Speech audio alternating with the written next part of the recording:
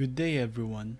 We are Group 7 and we will be explaining about invasive species, epigenetics, anthropogenetic effects, and biogeochemical cycle.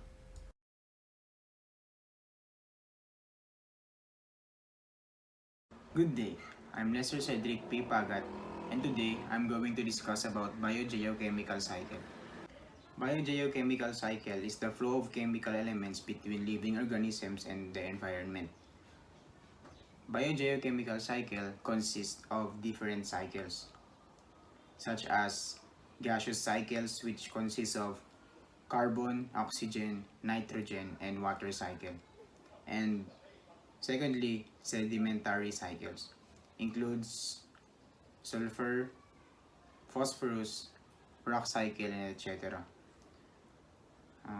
The most important biogeochemical cycles are the carbon cycle, nitrogen cycle, oxygen cycle, phosphorus cycle, and the water cycle. Biochemical cycles plays important role in the survival of various organisms including humans. The importance of the biogeochemical cycles given will transform the matter from one form to another, which helps in the optimization of matter in a form to specific to particular organism. Biogeochemical cycle, which in an element or in some cases a compound such as water moves between its various living and non-living forms and locations, is called a biogeochemical cycle. This name reflects the importance of chemistry and geology as well as biology in helping us understand these cycles. Human activities have greatly increased carbon dioxide levels in the atmosphere and nitrogen levels in the biosphere. Altered biogeochemical cycles combined with climate change increase the vulnerability of biodiversity, food security, human health, and water quality to a changing climate. There are human activities that results to deaths of millions of animals. Human causes unintended harm to animals in many ways. For instance, building window strikes and collision with communication towers and power lines caused millions of deaths of birds and approximately 60 million deaths of animals resulted from transport deaths.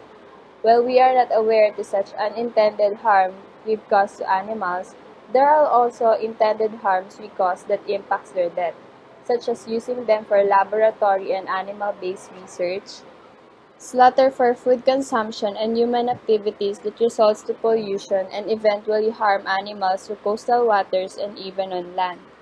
Human also causes indirect harm to animals by introducing foreign species to a specific region.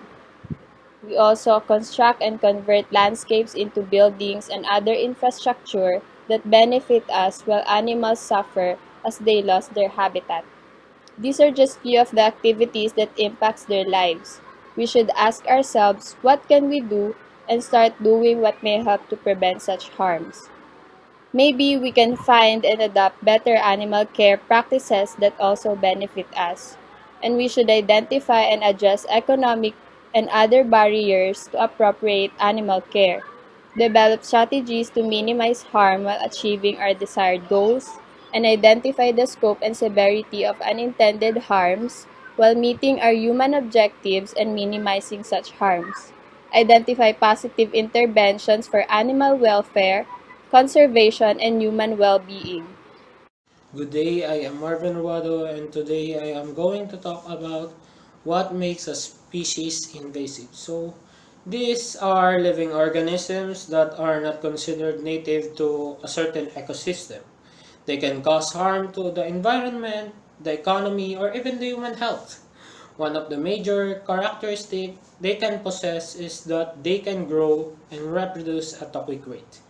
They often spread very fast, thus they are branded invasive. So, one of the most common way invasive species are spread is through human activities, sometimes even unintentionally. They can be done through travel, export and import, boats, and even some are taken in as pets that may have been intentionally or accidentally released. So, invasive species causes harm to wildlife in many ways. When a new and aggressive species is introduced to an ecosystem, it may not have any natural predators or controls. It can breed and spread quickly, taking over an area. So native wildlife may not have evolved defenses against the invader, or they may not be able to compete with a species that has no predators. Good day, everyone. I am John Marlon Romano, and I'm here to explain what epigenetic is. So, epigenetics is the study of how your behaviors and environment can cause changes that affect the way your genes work. Unlike genetic changes, epigenetic changes are reversible and do not change your DNA sequence, but they can change how your body reads a DNA sequence. And epigenetics changes ap- affect epigenetic changes affect gene expressions in different ways.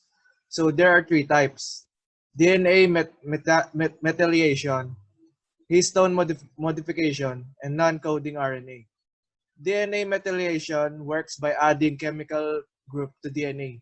Typically, this group is added to specific places on the DNA where it blocks the proteins that attach to DNA to read the gene. And another type is histone modification. Histone modification wraps around proteins called histones. DNA wrap tightly around histones and cannot be accessed by proteins that read the gene. Some genes are wrapped around histones and are turned off, while some genes are not wrapped around histones and can be turned on. Turn on. And the last type is non-coding RNA. In this type of epigenetic changes, your DNA is used as instructions for making coding and non-coding RNA. Coding RNA is used to make proteins. Non-coding RNA helps control gene expression by attaching to coding RNA, along with its certain proteins to break down the coding RNA so that it cannot be used to make proteins. Your epigenetics change as you age, both as part of normal development and aging in response to your behaviors and environments. So that's all for my explanation of epigenetics. Thank you.